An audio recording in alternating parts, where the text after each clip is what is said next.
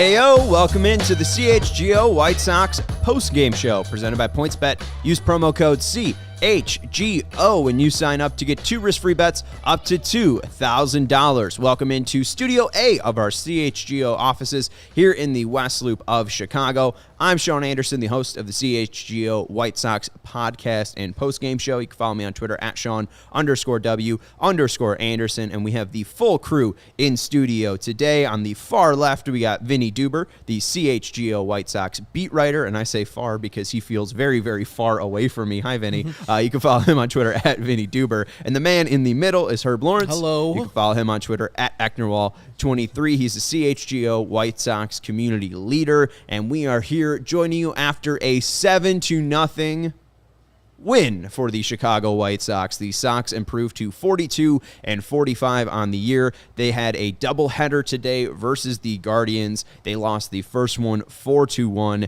and won the second one 7-0. We like to start with the positives, and there were a lot of positives in Game 2, the main one being Dylan Cease. Dylan Cease was not named an All-Star yet, and watch out because I think there's some injury reports out there for a Justin Verlander, so he might not be on the roster. Dylan Cease might be making it, but he had an all-star performance today. Let's look at the pitching line for Dylan Cease. Cease today went 5 2/3, allowed no runs, 5 hits, 3 walks, and struck out 9. Connor Pilkington, the former White Sox farmhand, went 5 innings, allowed 4 earned runs, 6 hits, allowed 1 walk and 3 Ks, but Cease had another 8+ K game today, and he leads the MLB. This is from Codified Baseball. Most 8+ strikeout games in MLB in 2022. Dylan Cease has 13 and leads the league. Shane McClanahan in second with 11. Corbin Burns at 10. And old friend Carlos Rodon at 9. Cease has been phenomenal this year, and this was another example of that today, Vinny. I mean, it's getting ho-hum almost, right? I mean, 9 strikeouts from Dylan Cease, and you're like, oh, he didn't get to 10? Oh, my goodness. The guy has been fantastic. He went out and did it again today. I don't think today you would qualify as one of his most impressive outings of the year, just because he's had those games where he's had, 7 strikeouts through the first 3 innings before, and today it looked more regular, it looked more average, I guess, but it was still terrific shutout performance from him in his 5 2/3 innings. Obviously got some big help there by Reynaldo Lopez, who bailed him out after those couple of walks there in the 6th to load the bases. But listen, this is Cease. He is all-star caliber, no doubt about it. He is going to get, should his second half look like his first half, very serious consideration for the AL Cy Young Award at the end of this year. He has been the White Sox best pitcher, and he did what he needed to do, even though, it's in a very small window, just one day. Mm-hmm. But he played stopper after what was kind of a doom and gloom first game of this doubleheader. Dylan Cease went out there and made sure that the White Sox were going to win tonight. And I would think it was a great job by Tony and the coaching staff to get him out after he walked call there in the 6th inning. Sometimes we criticize Tony for leaving a pitcher in there for 1 batter or 2 batters too long, and it was good by him to see that Dylan was done and that he could not locate his pitches, especially to a guy playing his second major league game in Alex Cawley. They walked on, I think, a 3-2 count. Mm-hmm. So, yeah, tried Dylan to locate a fastball and just overthrew it. Yeah, Dylan is, he should be an all-star. Even if he has to pitch on Sunday for the White Sox, they should at least give him the recognition of being an all-star. He can go check out the festivities on Monday, sit with his family, and then, just chill out in the dugout on Tuesday if he does not want to pitch and he cannot pitch. So there's no reason why he shouldn't have already been selected. And now with the news that Justin Verlander will be pitching on Sunday, and Dusty says that, hey, I don't think he'll be pitching in the All-Star game, I hope the replacement is Dylan Cease. The only replacement, I think, right there for the American League is Dylan Cease. And, hey, we saw in 2015 Jake Arrieta end up winning the AL or NL Cy Young after not making the All-Star game and in the second half having an ERA under 1. I don't know if Dylan Cease can do that over 15 games, but hey, over the past 9 games, he's been pretty good. He's changed up some things. Steven, I'm going to jump to the final graphic that I told you to pull up here. Messing Steven up over there. I'm totally messing him up. But before his start on May 29th, in 9 games, in those 9 games, Cease had a 4.24 ERA and a whip of 1.3. .3, and in his last 9 starts, an ERA of .53 and a WHIP of 1.15. We see Dave Barista in the chat saying Cyrus Cease. So shout out to Cyrus Cease. And also send it in the painting as well. Oh, yeah, it's awesome. Thank you very much, Dave. It was awesome to look at. I'm going to frame that up and have it at my house, or we can have it here. I don't know if you guys want it here, but because we can't put it like anywhere where it can be shown, but I'll have it prominently figured at my house. And White Sox Tom asked, who cares about a meaningless game? Dylan damn Cease. Right. Well, and what can we? All those players care about that meaningless ass game. And making it less meaningless, right? I mean, I think certainly we've been talking about fan frustration for a long time here. These White Sox have not shown yet to this point the capability to get out of this little sub 500 zone that they're in. But hey, Dylan Cease won them a ball game and got them closer to where they need to be.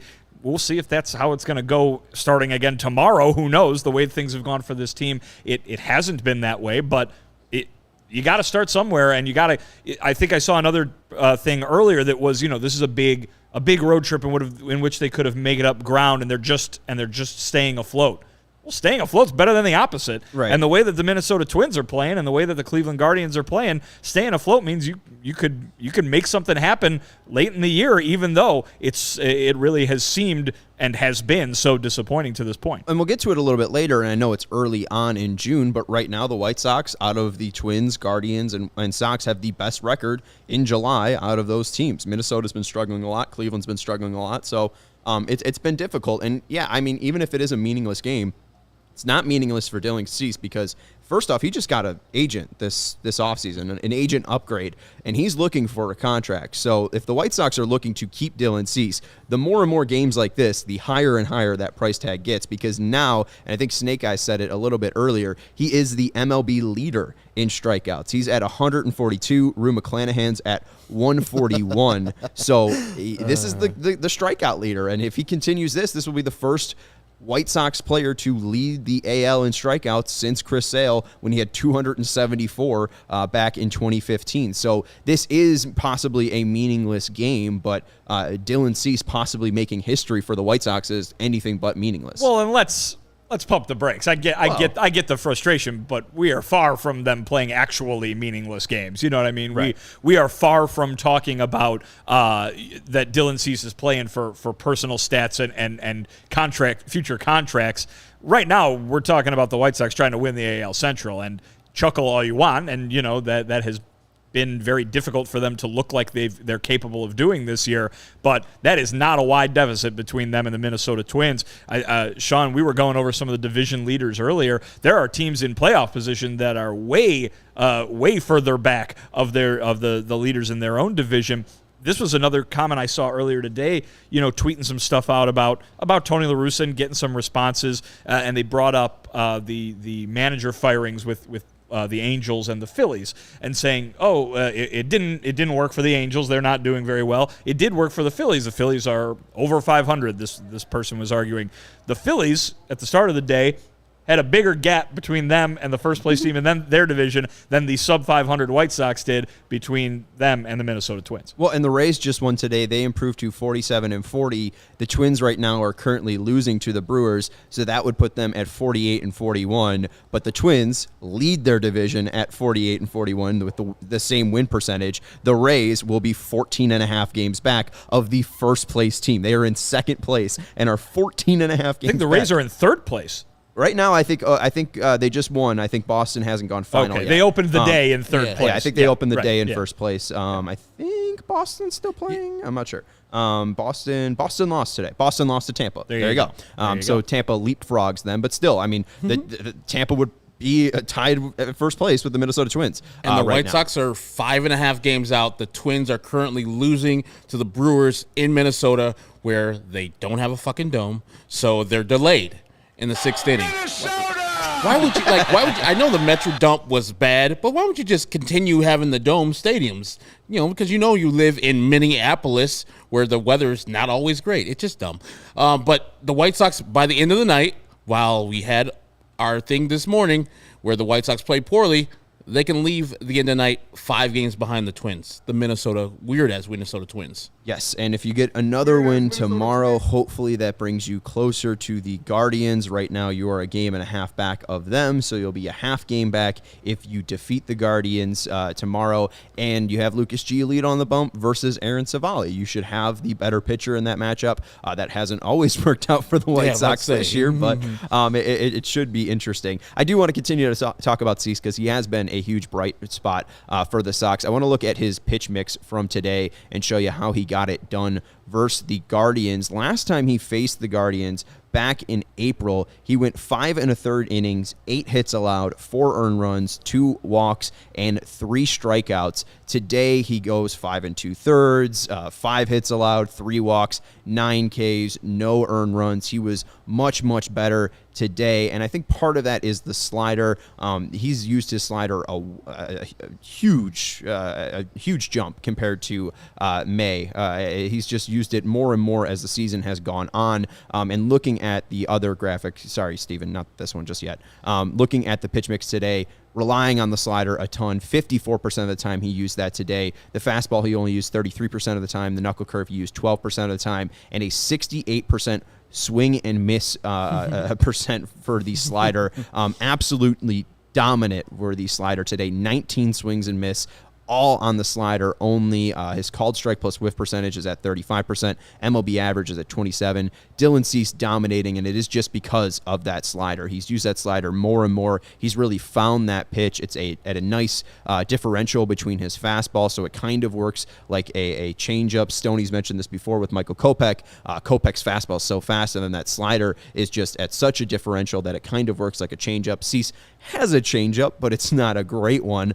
That slider kind of works like that as well. Guys just think it's a fastball the whole time and just constantly swinging over it, and let's look at what it's done for him. It is the best pitch in baseball right now, and it's not even used that much at the current moment. Run value is a stat for StatCast. He has the best pitch in baseball according to run value at -20 run value. That's his slider. Corbin Burns also has a -20 run value on his cutter, but you look at the usage there. Dylan Cease is using it far less and getting the best results out of any of the pitches in the top 5. 38% is well below any of the other usages at 56.6 being the second least there. And the batting average on Dylan Cease's slider, 132. The slugging percentage, 179. It's turned him into a different pitcher completely. Yeah, imagine having a 98-plus fastball and it being a secondary pitch. It's just like his slider is just so filthy. Like, we're looking at those pitches. Grown Major League Baseball players who have been tattooing balls, and Steven Kwan and Jimenez and even Jose Ramirez, making them all look silly on the slider. And even if you look for it and you know it's coming, you still are going to swing it. I mean, how many times have we saw Jose Ramirez just turn around any ball that the White Sox pitcher would throw to him?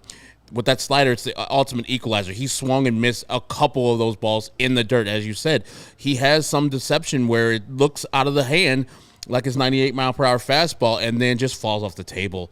And it has so much movement, so much life. And you were saying today that it doesn't have, today's slider didn't have as much life as he usually has. So to get 68% of those whiffs on that slider, phenomenal. Yeah, and he was using it a little bit harder today. It was a little bit harder of a slider. The miles per hour up about a tick, about 1 mile per hour faster than what he was usually doing. So that meant he got less vertical break and less horizontal break on the slider today. About 4 less inches horizontally, about 3 less inches vertically, but still getting those swings and misses because he's able to locate. And we saw him get into a little bit trouble with the walks. He currently leads the majors in walks with, I think, 46 at this point, but it still hasn't been able to hurt him because guys just haven't been able to hit him this entire year. Yeah, I mean, that's an easy way to minimize the damage from walks when everybody else you're striking out, and they have to stay where they get put. But, I mean, listen, he's definitely got room to improve still, right? Which is crazy to think. We're talking about the guy who leads the majors in strikeouts, is an all-star caliber pitcher. We're talking about him very nonchalantly as a Cy Young candidate. And every time you bring up him at all to anybody involved with the White Sox, it's, and he's getting better. Yeah, and there's more to go. I mean, folks might have seen my story on him from a couple days ago where Lucas Giolito told me the ceiling for this guy, in talking about Cease, is multiple Cy Young awards.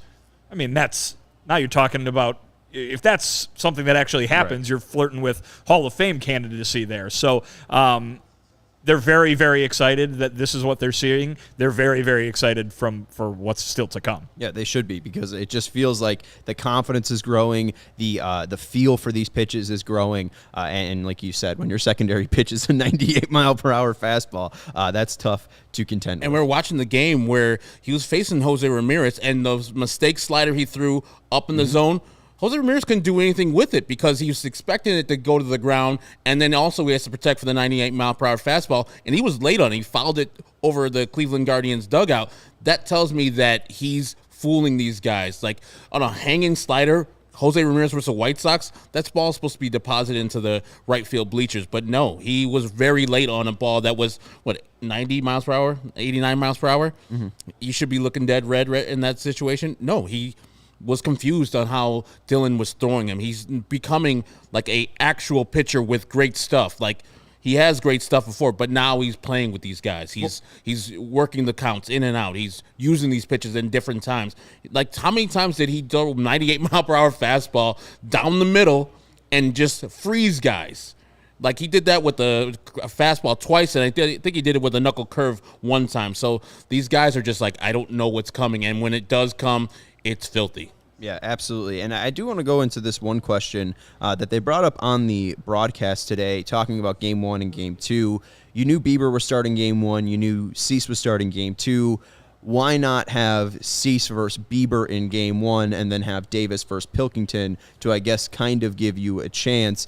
Steve Stone said that, the idea, I think, is the White Sox have never had success against Bieber. He had a 95-pitch, one earned run complete game today, and I think the White Sox have an OPS against him under 550. So they've had lifelong struggles against Bieber. But what are your thoughts on possibly having a more competitive pitching matchup or balancing the pitching matchups a little bit more? It's weird. The first thing that comes to my mind is actually routine.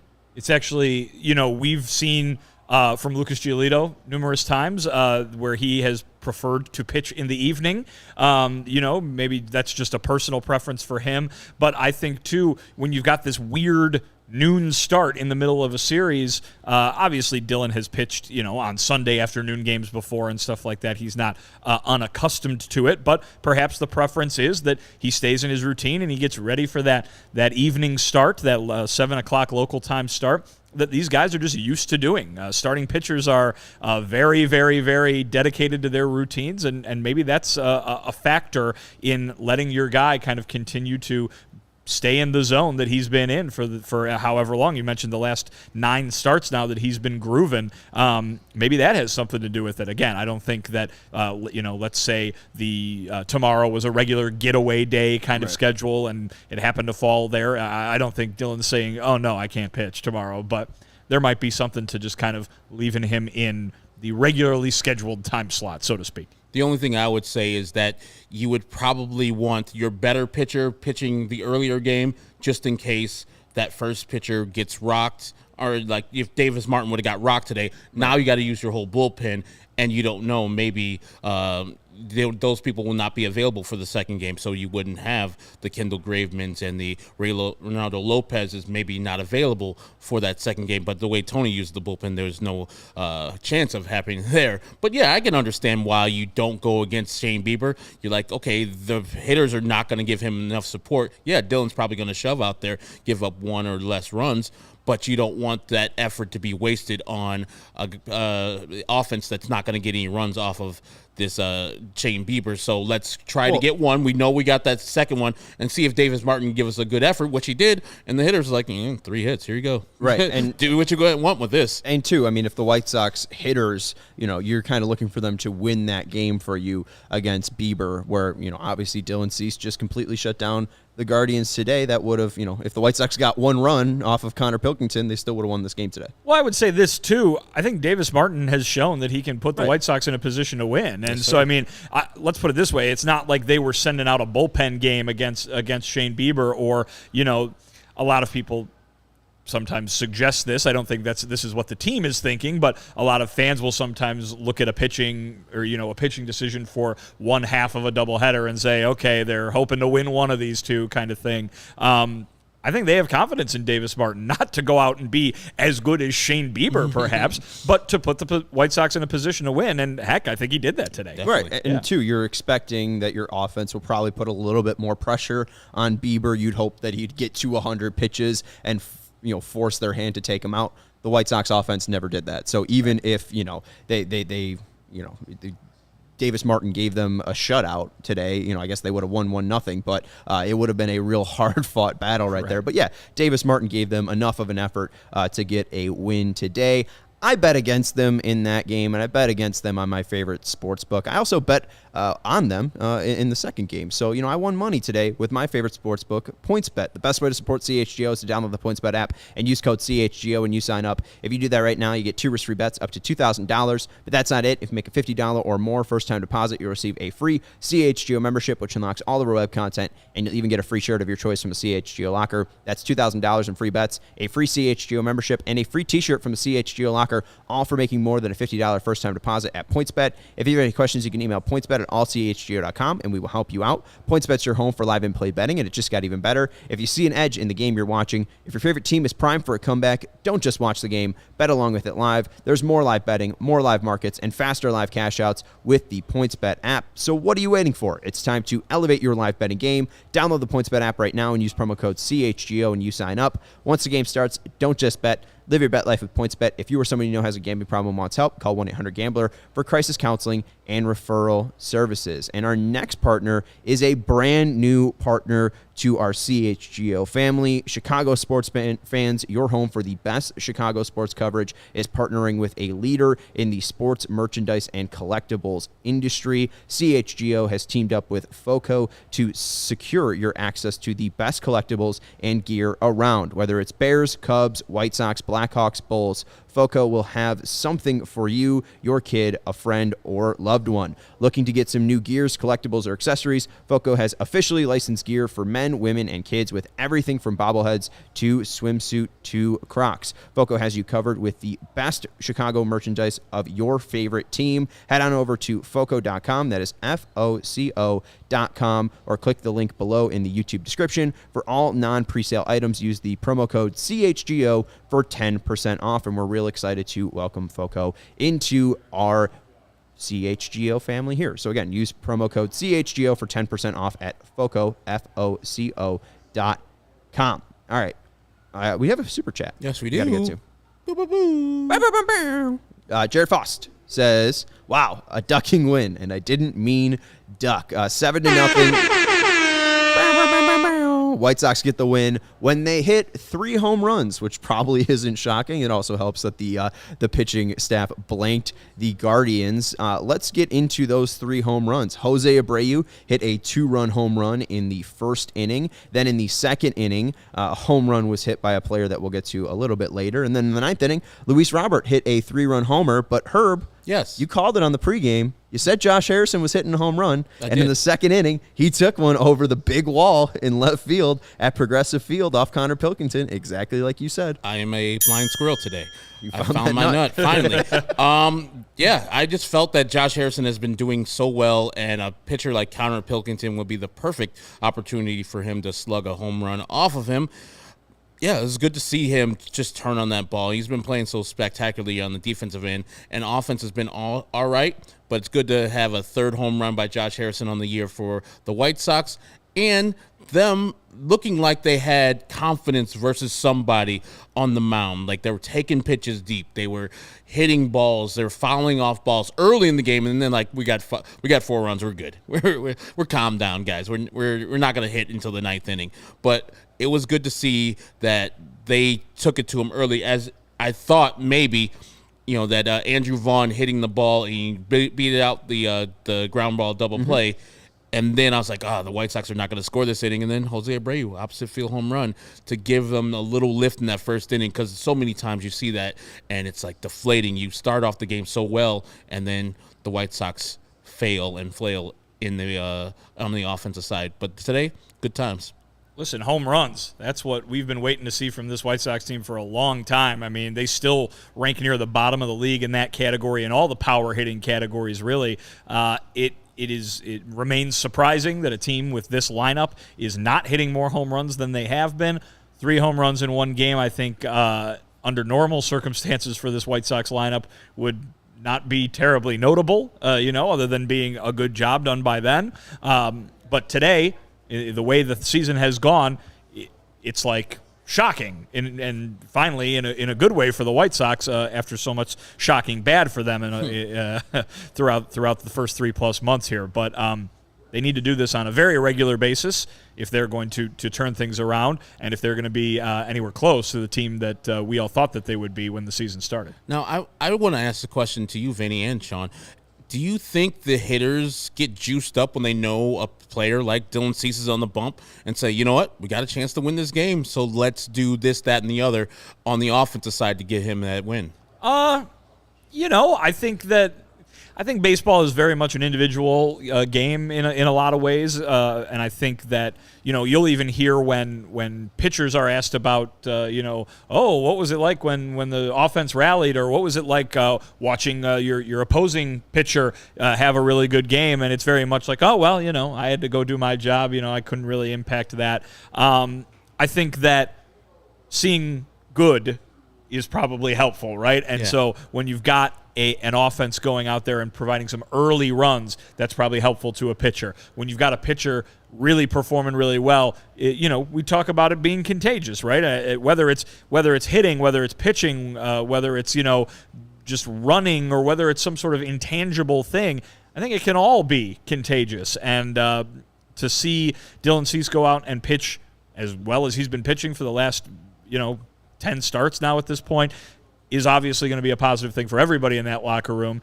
There's probably a little bit of, hey, we got to make up for what happened in that first game.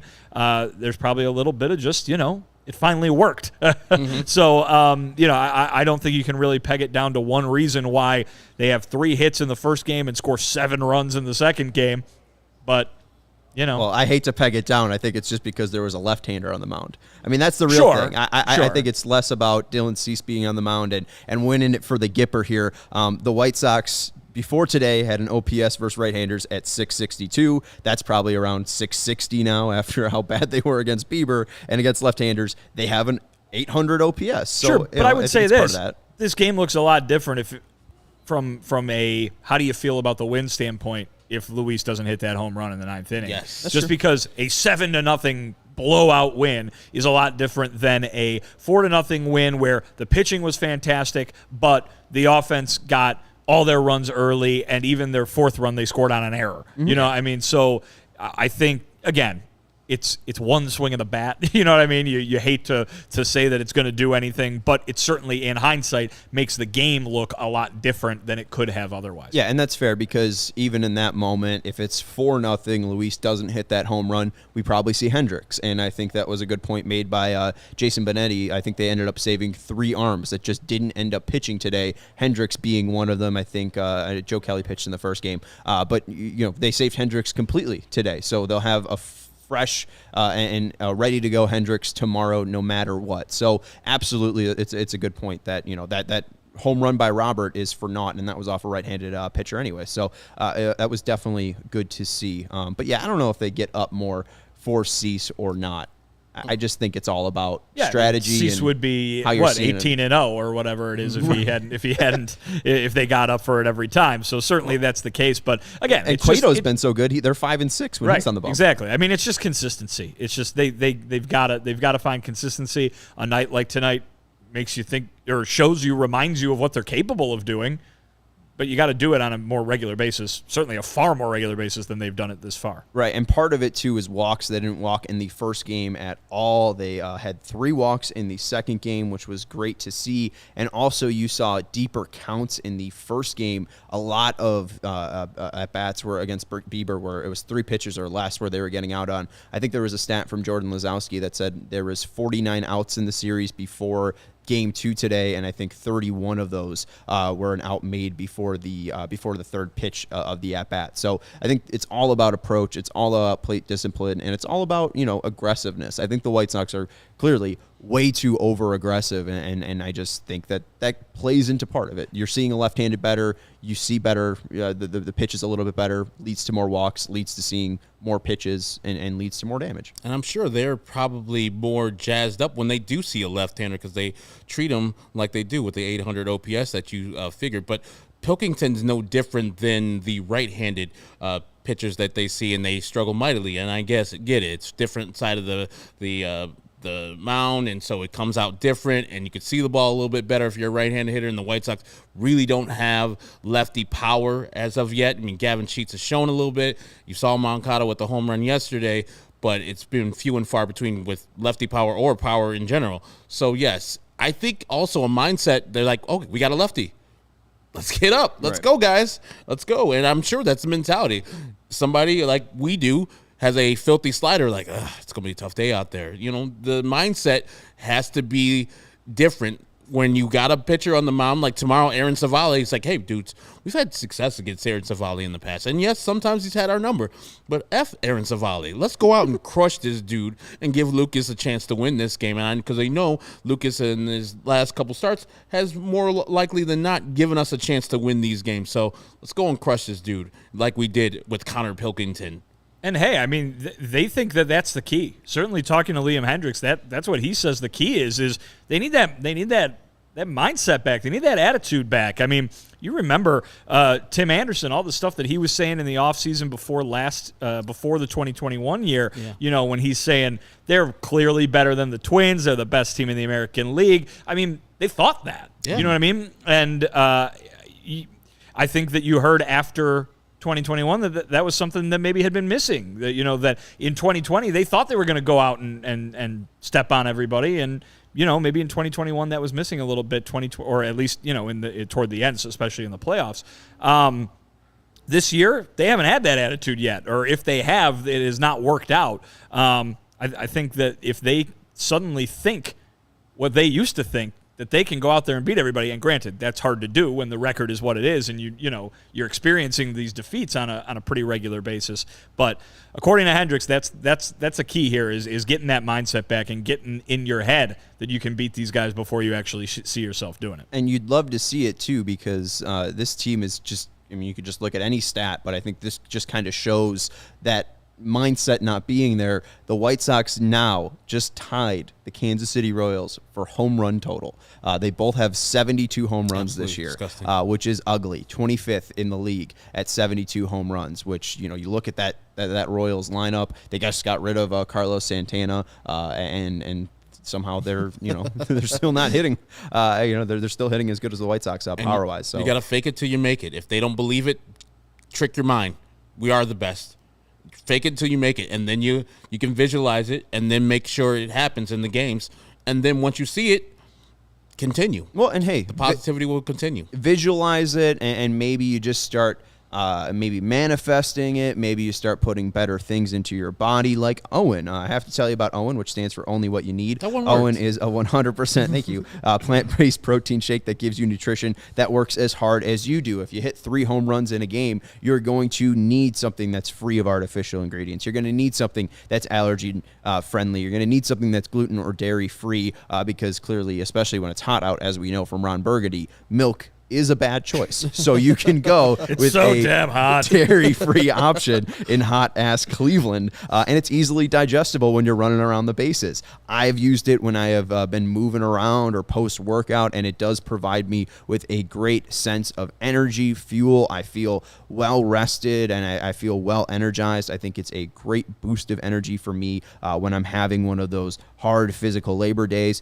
just like quarterback Justin Fields of the Chicago Bears. That's where I first heard about Owen and Chicago Bears quarterback Justin Fields follows a plant-based diet. You see him running around on Sundays. He's putting a lot of energy out into the world and then getting it all back, being powered by Owen. Owen and CHGO have partnered up to give you an awesome offer. You can get 20% off your first purchase at liveowen.com. That's LIVEOWYN.com. And with the code CHGO20, you can get 20% off your first purchase at liveowen.com. Join me and Justin Fields and try Owen. It's only what you need. And I see our guy Clark Reamer popped up right there, and I want to go to a comment that he had a little bit earlier, Steven, because he said after spending most of my postgame with you guys, and we've seen Clark in here a ton, he bought his first CHGO annual membership. So welcome to the club. Thank you, Clark. Very, very happy to have you. And if you want to be like the beautiful, beautiful Clark, you can go to allchgo.com and you can become a member there. Members like Clark get access to our CHGO Discord. It is the CHGO Lounge where you get to talk to all sorts of White Sox fans. I saw Say Ferris down there who says it's a cringy transition. You also complimented Sox Unprotected, which was cringy, worst account on White Sox Twitter right there. But if you want to become a member, you get access into the CHGO Lounge. You get to meet people like Clark and Save Ferris. You get a free CHGO t-shirt, which could be Herb's option right there. You got the Skyline one for maybe you got a Cubs fan in your life. There's a brand new Cubs shirt that Luke Stuckmeyer is wearing, and we have a brand new Sox one if you have some Southside bias. So make sure that you go to allchgo.com because you get that free t-shirt, you get access to the CHGO Lounge, and you get access to Vinnie's fantastic writing. So if you're looking to read about the White Sox clubhouse and the rumors and what Vinnie's view is on that clubhouse and how he sees them meshing on a day-to-day basis, if you're reading or want to read about Dylan Cease's fantastic year and what Lucas Giolito may have to say about the White Sox current ace, all of that is at allchgo.com. Members get access to Vinnie's great writing and all of our writers' great writing, a free t-shirt, and access into the CHGO Lounge. So come join Clark. Yeah, so much. It's so much. Come join Clark and all of our fun, fantastic White Sox fans in the CHGO Lounge. And we got if you're a Bears fan, Hawks fan, we got so many fans. So many people talking Chicago sports in the CHGO Lounge. We mentioned it a little bit, but the White Sox take on the Guardians tomorrow. The final matchup before the White Sox will end up going to Minnesota for a 4-game series before the All-Star game break. It's Lucas Giolito versus Aaron Savale. Lucas Giolito, he's been on a little bit of a comeback since the Angels game. He's looked real good. It looked real good against the Angels, looked real good against the Giants. Looked all right in his last start, giving up 5 earned runs, but there was definitely still some classic Lucas in that. What are we expecting from Lucas tomorrow in the series finale? I'm expecting him to go out and do what he's been doing as of late.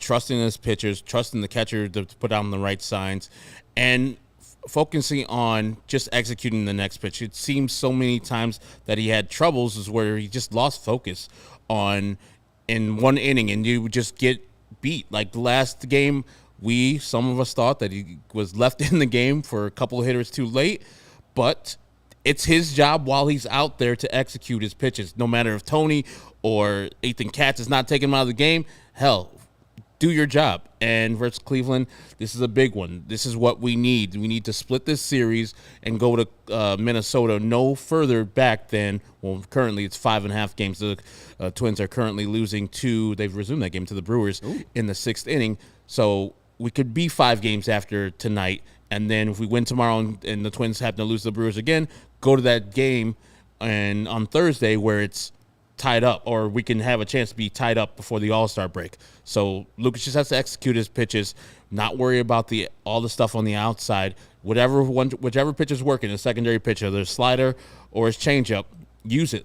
As we've seen Dylan Cease go to his slider because it was working, and not go away from it because, you think the guys are on it. No, just go to that pitch. And then lately it's more his changeup that's been working for him. So I would want him just to focus on every pitch, get the job done. If we get 3 earned runs or less, I think the White Sox can win that game versus Aaron Savale. We're about to find out how big Lucas Giolito and the White Sox think this game is, think this series is right now, because what did Lucas Giolito do really, really well over the last couple of years? Gets up for the big games. Oh, yeah. I remember back to last year, game against Houston on the south side, game against Milwaukee up in Milwaukee.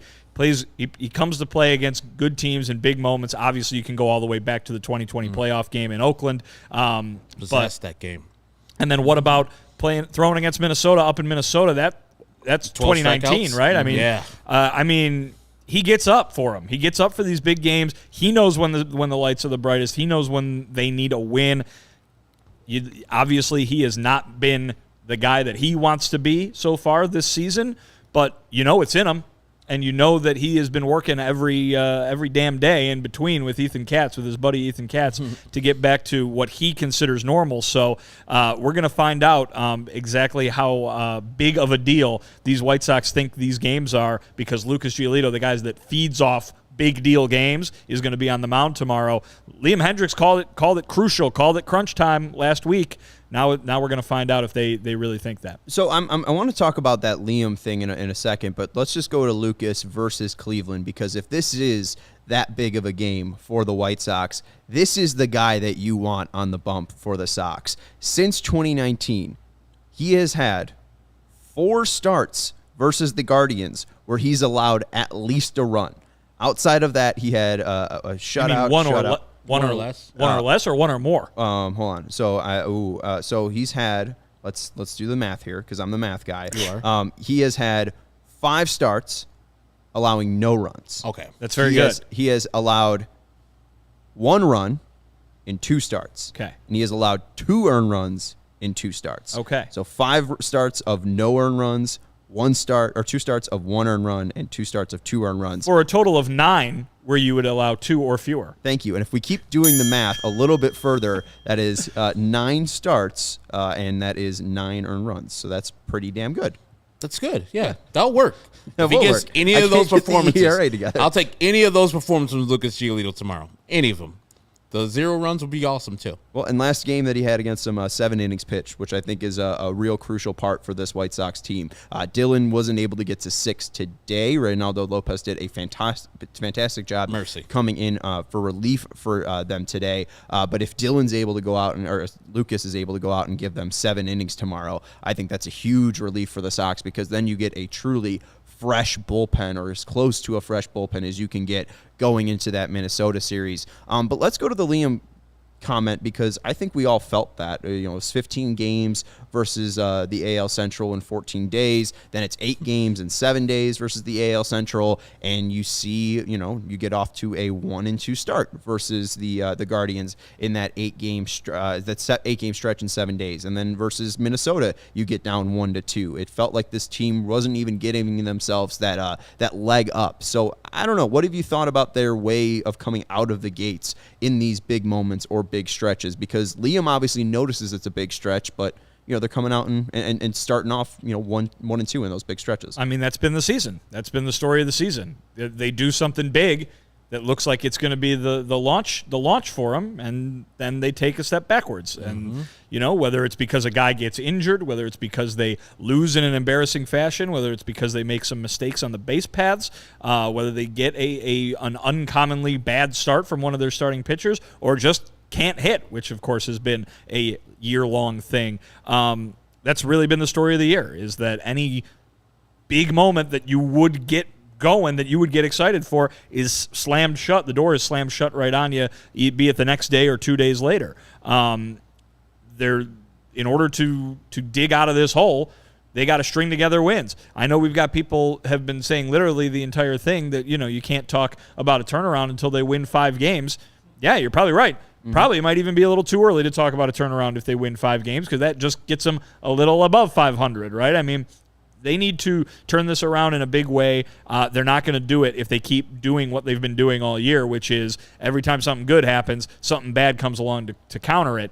They need to string some consistent good together, and they know that this is an opportunity to not just do that against a Cleveland and a Minnesota teams that have not pulled away, but they could not only do it, but they could do it and catch the division leaders, and all of a sudden they could be, challenging for the division lead, have the division lead, and they still are just in the process of getting up off the mat. I'm going to quote one of my good friends, Matt Weber.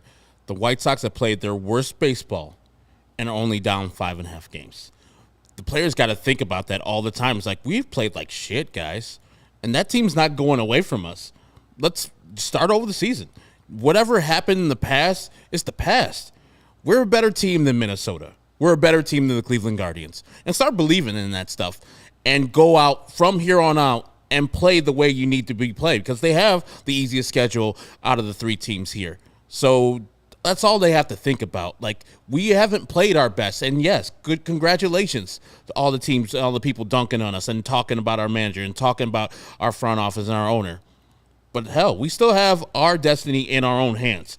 Whatever we need to do, we can do still. And the Minnesota Twins are not going to run away from us. We've seen what the Cleveland Guardians do. They're not that special. So all they need to do is focus on themselves, play for each other, and this division's still theirs. That's all they have to think about. And to that point, the White Sox haven't been as far as back as 6.5 games. They've only been back 6.5 games twice, and that's the furthest deficit that they've had in the division. And that's for a team that hasn't been at 500 since June 21st and haven't been above 500 since May 25th when they were 22-21. And has just a horrendous run differential. Yeah. I mean, it's still, I think certainly it's... 7-0 win will help that out a little bit, but yeah. But minus still 30, one of the worst in baseball. Yeah, minus 37 today. And even the Guardians, who you're only a game and a half back, at minus 9. So you can just see the disparity there. I think there's the only comparable team I think the White Sox compared to run differential wise are the 39 and 48 Diamondbacks,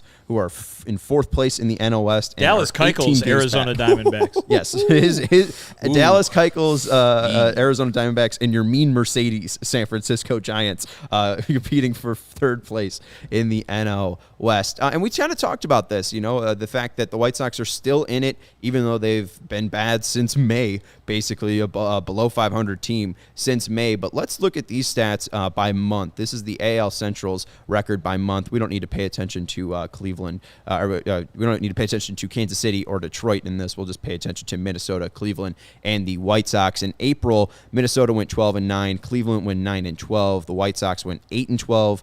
In May, the Twins went 18-12, Cleveland went 12-12, and the Sox went 15-12. In June, Minnesota went 13-5, Cleveland went 18-10, the Sox went 12-15. But right now, and it's looking like I think Minnesota will fall to 5-6 after today's game in July. Cleveland's 4-9, and the Sox above 500, 7-6. They win tomorrow, 8-6. So I don't know if they're turning a corner. We use that, and I think you need, like you said, probably a 5-game win streak to truly say that this team has turned a corner. But signs of life, maybe? Is that fair? Again, I'll go back to the point I said earlier. Even if it's just staying afloat, it's better than the alternative of sinking. And with the way that Minnesota and Cleveland have played, as you outlined it there, staying afloat is not quite literally not the worst thing that could happen. It's certainly something that could allow them to hang around long enough to figure things out. But again, it's all about consistency. There's no point in talking about tonight's game as a step in the right direction if tomorrow they step in the opposite direction. Right. And we talked, I think we were walking up the stairs, and I said with the Sox team, it's 2 steps forward and then a step back, or 1 step forward, 2 steps back, just like the Paula Abdul song. The one with the cartoon cat. Yes. DJ Scat Cat, I believe his name is. DJ Scat Cat, the legend, the White Sox legend. Rest in peace.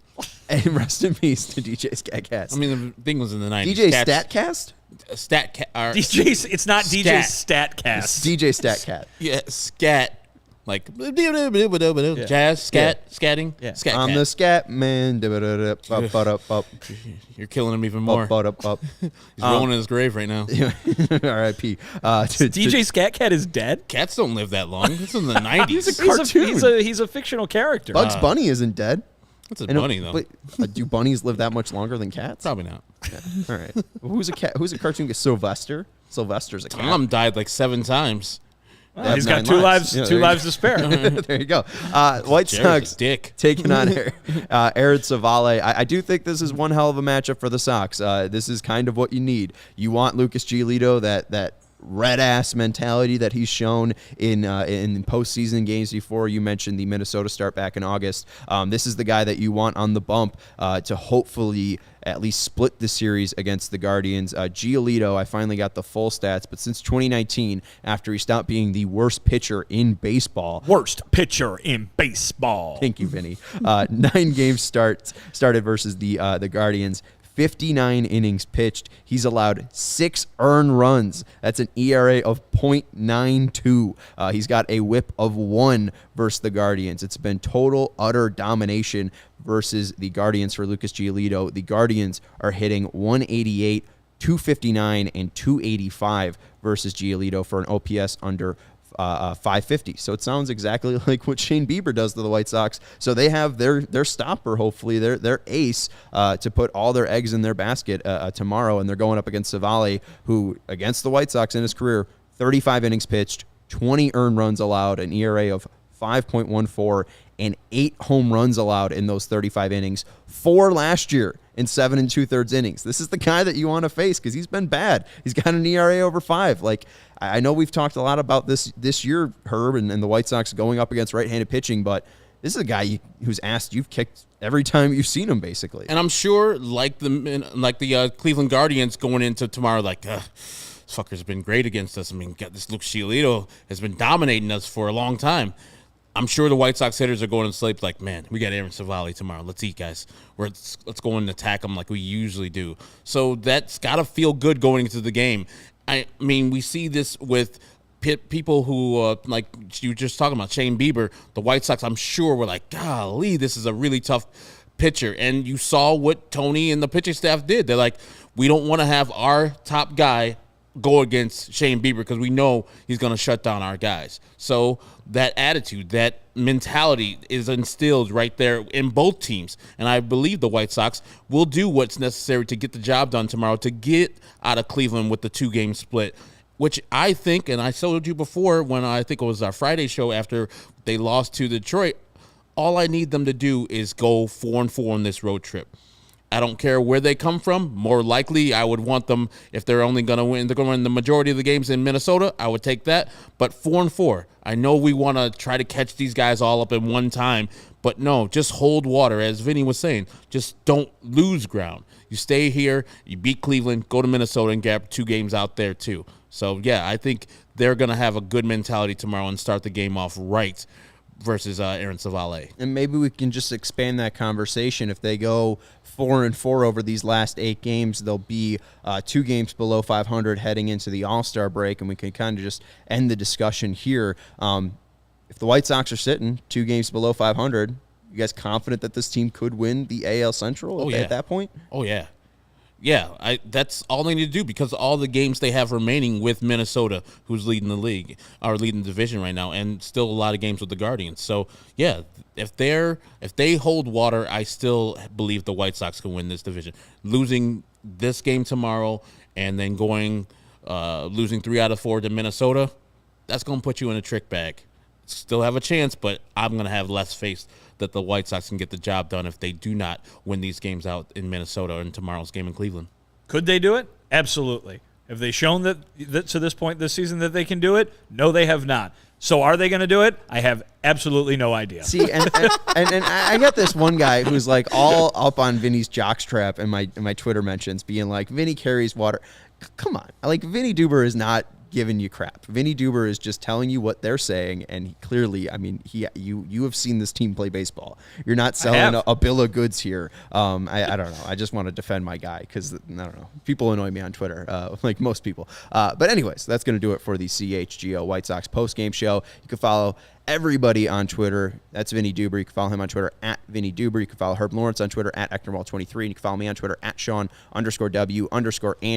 The game tomorrow, a late one. We will have a 5:30 pregame for you, and the postgame will be after the final out is recorded. It's Lucas Giolito versus Aaron Savale. And yeah, I love Vinny's response. No clue what will happen because we have no clue. We'd love to see some White Sox wins, but I don't know. That's not our job. It's their job.